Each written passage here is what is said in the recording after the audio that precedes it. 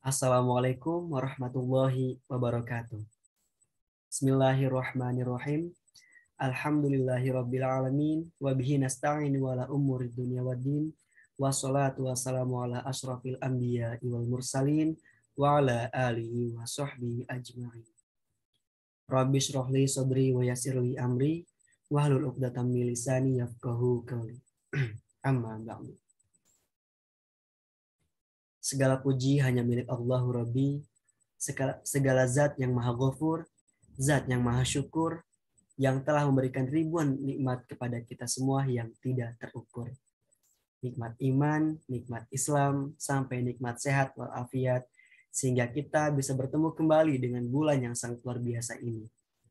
Bulan Ramadan yang penuh akan kemuliaan. Seandainya lautan yang ada di muka bumi ini Allah jadikan sebagai tinta, lalu pepohonan-pepohonan Allah jadikan sebagai pena, dan dedaunan Allah jadikan sebagai kertas, niscaya ia tidak akan cukup untuk menuliskan nikmat-nikmat yang Allah berikan kepada kita semua.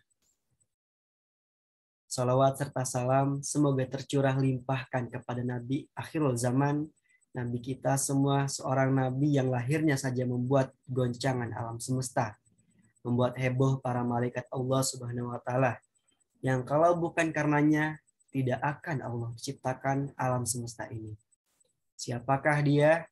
Beliau tidak lain dan tidak bukan, yaitu Nabi Muhammad Shallallahu Alaihi Wasallam.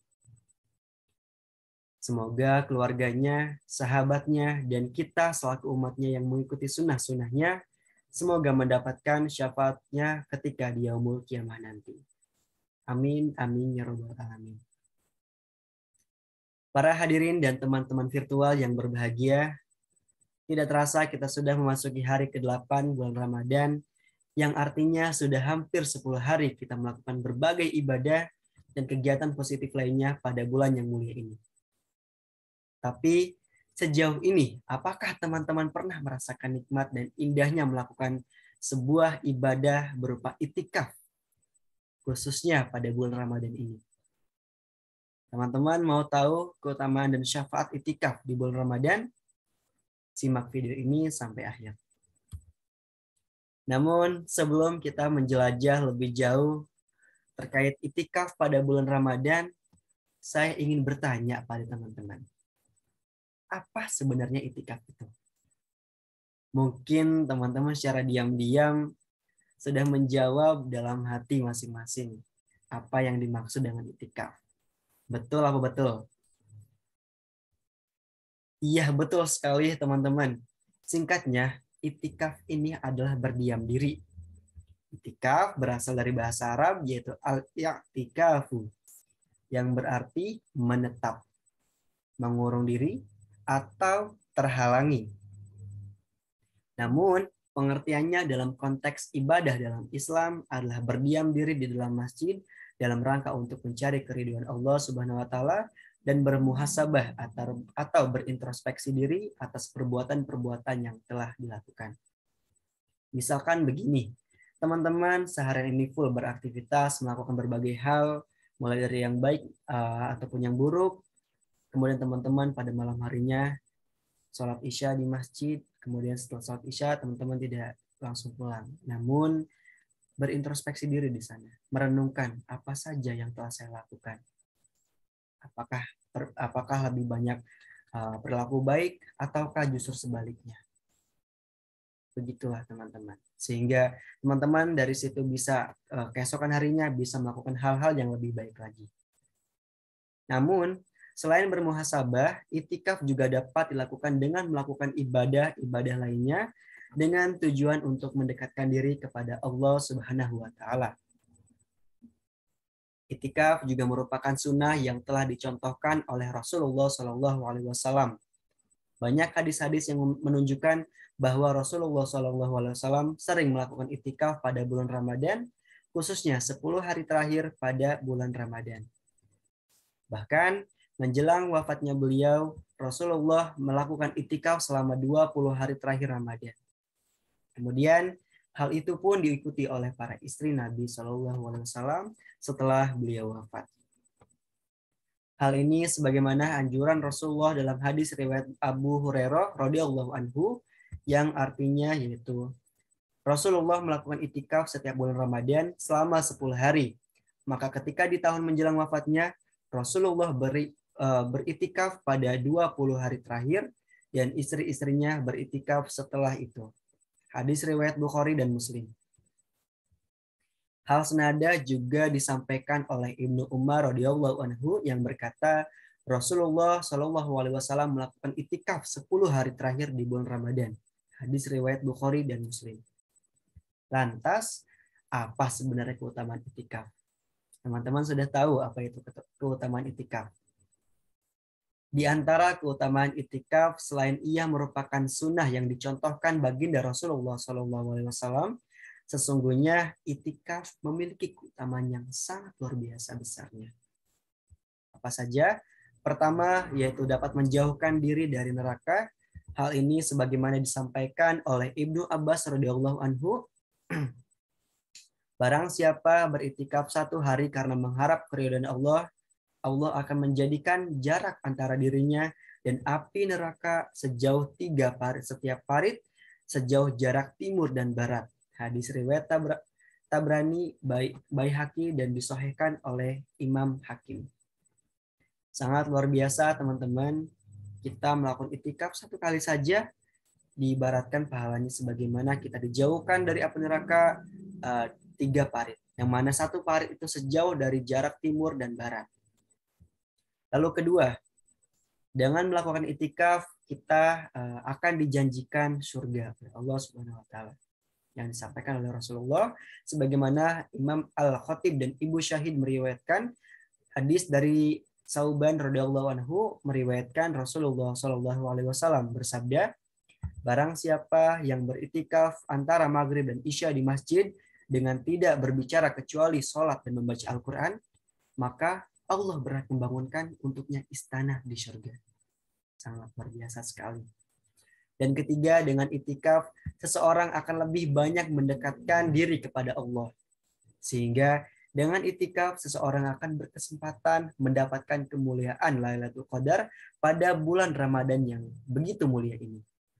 Mungkin dari teman-teman ingin sekali mengadakan atau mendapatkan kemuliaan dari Lailatul Qadar. Silahkan teman-teman bermalam di masjid. Melakukan hal-hal positif, melakukan hal-hal baik.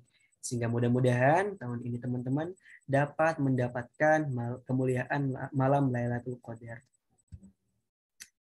Lalu mungkin teman-teman ada yang bertanya-tanya, apa sih syarat-syarat untuk melakukan itikaf? Sederhana sekali teman-teman syaratnya. Yaitu pertama, orang yang ingin melaksanakan itikaf haruslah beragama Islam. Yang kedua, yaitu orang yang melaksanakan itikaf sudah balik baik laki-laki maupun perempuan. Yang ketiga, itikaf dilaksanakan di masjid.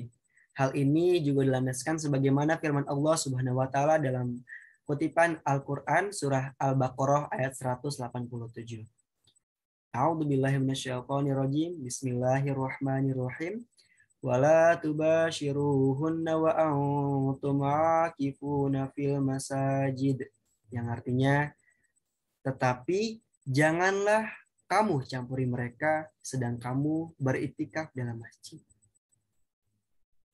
Jadi teman-teman, kalau teman-teman itikaf jangan di rumah karena syarat itikaf adalah di masjid. Lalu apa sih masjid? Masjid adalah tempat yang biasa kita lakukan untuk sholat, yang mana biasanya juga pada hari Jumat dilaksanakan ibadah sholat Jumat.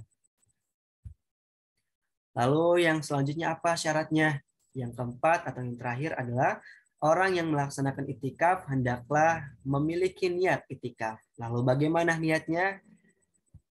Niatnya yaitu nawaitu an a'takifa fi hadzal masjidi ma'dum tu fihi. Yang artinya saya berniat itikaf di masjid ini selama saya berada di dalamnya. Lafal niat ini dikutip dari kitab Tauful Muhtaj dan Nihayatul Muhtaj. Apakah ada lagi niat untuk beritikaf? Ada teman-teman. Lafal niat itikaf ini dikutip dari kitab Al-Majmu karya Imam An-Nawawi, yaitu nawaitu nawaitul i'tikafa fi hadzal masjidi lillahi ta'ala. Yang artinya saya berniat itikaf di masjid karena Allah Subhanahu wa taala. Itulah teman-teman terkait itikaf selama bulan Ramadan khususnya. Namun jika teman-teman bingung ingin melaksanakan itikaf, namun bingung ingin melakukan aktivitas apa, apakah nonton TV, apakah nonton YouTube, ataukah justru nonton TikTok dan nonton film misal dan hal-hal lain sebagainya. Bagaimana, apakah diperbolehkan? Ya boleh-boleh aja, tapi ya nggak etis juga kalau misalkan teman-teman di dalam masjid nonton TikTok, nonton YouTube gitu kan. Ada hal-hal baik, ada banyak hal baik yang teman-teman dapat lakukan ketika melakukan itikaf. Apa saja? Kalau boleh menyarankan, teman-teman pertama dapat melaksanakan sholat sunnah seperti sholat tahiyatul masjid, sholat malam, dan sholat-sholat lainnya. Bisa juga teman-teman membaca Al-Quran dan tadarus Al-Quran. Barangkali punya target selama bulan Ramadan ingin khatam berapa kali, silahkan lakukan selama itikaf.